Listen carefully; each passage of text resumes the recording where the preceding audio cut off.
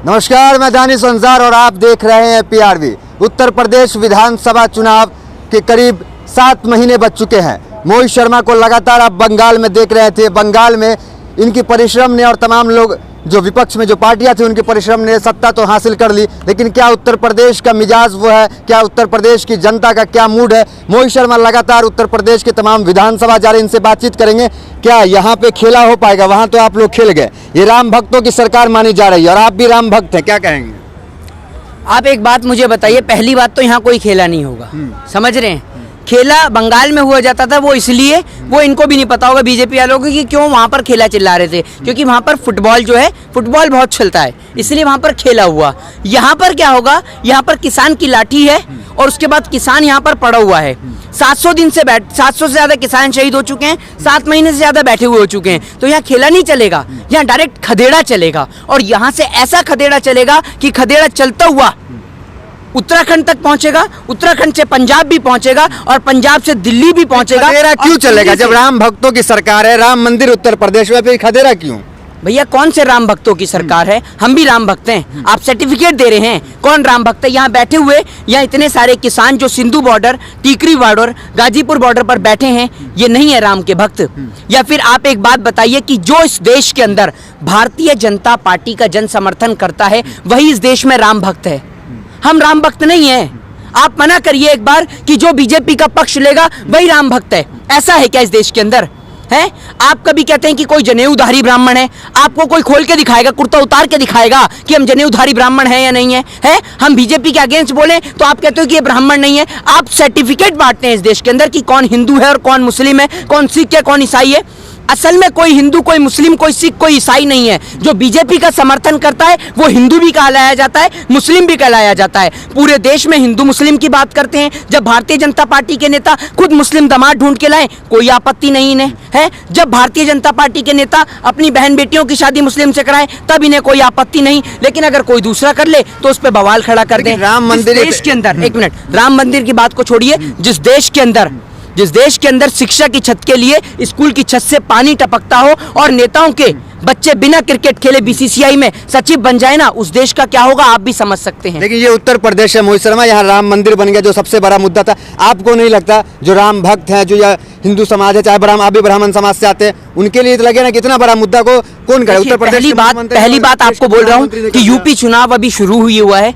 कृपया कर 133 करोड़ जनता के आराध्य हमारे राम को आप इस चुनाव में ना घसीटें। सरकार से कहा जाए कि शिक्षा के नाम पर लड़े चुनाव, स्वास्थ्य के नाम पे लड़े, बेरोजगारी के नाम पे लड़े। राम के नाम पर हाथ जोड़कर निवेदन है सभी तमाम राजनीतिक दलों से कि हमारे आराध्य और 133 करोड़ जनता के आराध्य राम को इस इलेक्शन में ना घसीटा जाए।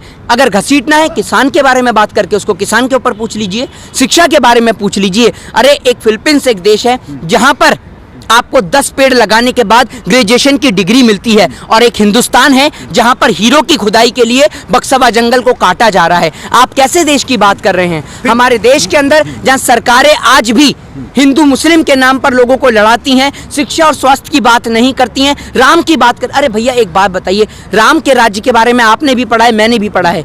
राम ने तो खुद अपने भाई के खातिर, अपने वचनों के खातिर उन्होंने घर को छोड़ दिया, अपने महल को छोड़कर वो जंगल की ओर चले गए, 14 वर्ष का वनवास काटा। राम के राज्य में, जहां तक मैंने रामायण पढ़ी है, राम के राज्य में कभी भी किसी महिला के साथ में, स्त्री के साथ में अन्याय नहीं हुआ, उसके साथ में बलात्कार नहीं हुआ। तो राम को बदनाम ना करें। लेकिन एक तरफ मोहित शर्मा ये भी कहा जाता है कि जो देश है वो प्रधानमंत्री मोदी के हाथ में सुरक्षित है और उत्तर प्रदेश योगी जी के हाथ में सुरक्षित है। मोदी जी की अगर बात करते हैं तो मोदी जी तो कहते हैं कि एक फोन कॉल की दूरी पर हूँ, फोन काट दी, अंबानी जी आ गई क्या है?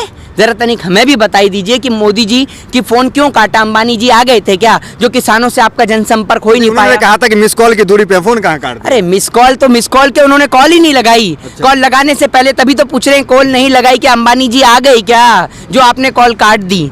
समझ रहे हैं? तो ये लोग सिर्फ इस देश के अंदर कुछ नहीं करते, सिर्फ दंगे करवाना जानते हैं और कुछ करना नहीं जानते। अभी भी आपने देखा कि भारतीय जनता पार्टी के सांसद, मैंने नहीं, भारतीय जनता पार्टी के सांसद सुब्रमण्यम स्वामी ने इस बात को बोला है कि पाकिस्तान और चीन के पास आज भी हमारी जमीन है, उसको लेकर बात नहीं करते। ये मैं नहीं, भारतीय जनता पार्टी के नेता बोल रहे हैं। अभी आपने देखा कि उत्तराखंड के अंदर जिन नेताओं का दीन और ईमान जाग रहा है, जिनके अंदर आज भी भावना जीवित है, वो आज भी भारतीय जनता पार्टी का दामन छोड़ रहे हैं।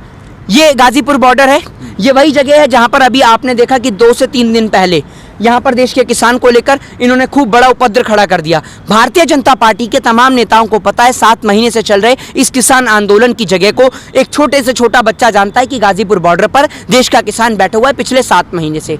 यहाँ पर आपको स्वागत समारोह करने की क्या जरूरत थी? उसके बाद पर्चे दर्ज किए जाते हैं देश के किसान के ऊपर। क्यों? भारतीय जनता पार्टी के नेताओं के ऊपर पर्चे क्यों नहीं दर्ज किए जाते? और हम भारतीय जनता पार्टी के विरोध में बोलते हैं तो आज भी आप देखिएगा कुछ समय बाद हमें भी उठाया जाएगा। कई बार तो बंद भी किया गया है। एक बात बताइए, क्या इस देश के अंदर अन्याय के खिलाफ आवाज उठाना आज एक कितने शर्म की बात है कि एक बच्ची जो फोन पे मैसेज में मुझे लिखती है कि मेरा पापा ने स्कूल से मेरा नाम कटवा दिया है। पता है क्यों?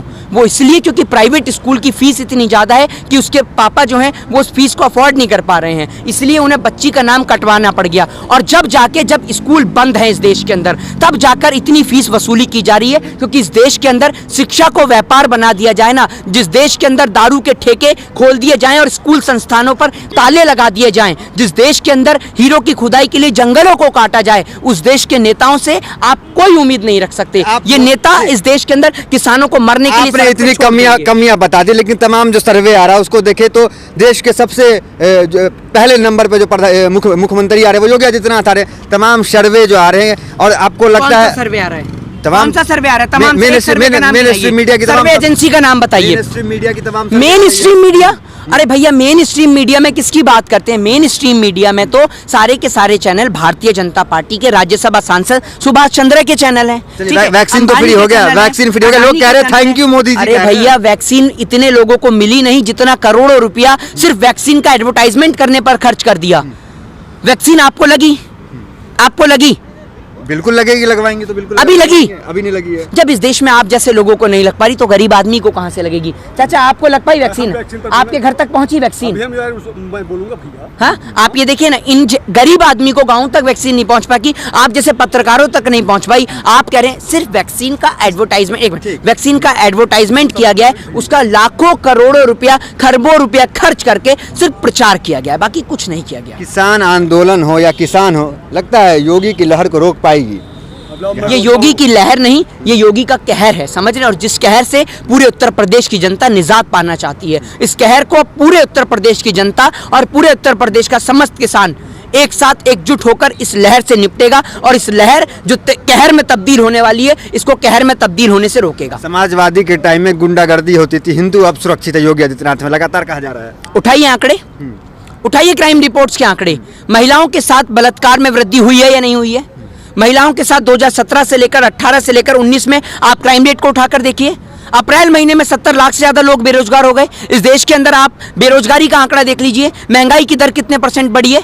आप कहां से आंकड़े पढ़ते हैं? कौन सा सर्वे पढ़ते हैं? 24 घंटे भारतीय जनता पार्टी के चैनलों को छोड़कर कभी इस देश के अंदर की हकीकत पर भी ध्यान देंगे ना, तो आपको समझ में आएगा कि रियल पत्रकारिता और रियल जर्नलिज्म किसे कहते हैं। आखिर किस मुद्दे के साथ जनता वोट करने जाएगी? मान लिया हिंदू मुस्लिम कार्ड जिस तरह बंगाल में नहीं चला, यहाँ भी नहीं चलेगा, फिर मुद्दा क्या है? किस पार्टी के? आप मुझे ये बता दीजिए कि किस मुद्दे पर इस देश की जनता भारतीय जनता पार्टी को वोट देगी? ना देने के तो बहुत सारे मुद्दे। ना देने का सबसे पहला मुद्दा ये है कि शिक्षा, स्वास्थ्य, बेरोजगारी, महंगाई, देश का किसान, फिर ऊपर से तमाम जगहों की बातें जो आपने देखी हैं, बलात्कार से लेकर महिला असुरक्षित का मामला।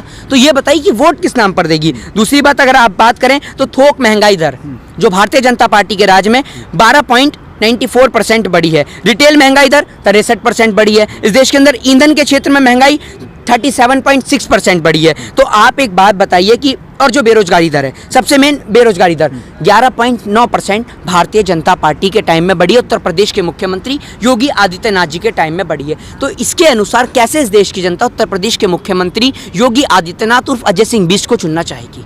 कुल मिलाकर आपके अनुसार खदेरा हो जाएगा इस बार? खदेड़ा होना निश्चित है और ये खदेड़ा सिर्फ उत्तर प्रदेश नहीं रुकेगा, ये खदेड़ा जाकर उत्तराखंड में भी जाएगा और ये खदेड़ा पंजाब भी होता हुआ जाएगा और पंजाब से दिल्ली भी होगा और दिल्ली के बाद में ये खदेड़ा होता हुआ 24 के चुनाव में नरेंद्र मोदी तक भी पहुंचेगा और 2024 में खदेड़ा और खेला जब एक होंगे तो मोदी जी की कुर्सी अपने आप उनके पास से चली जाएगी।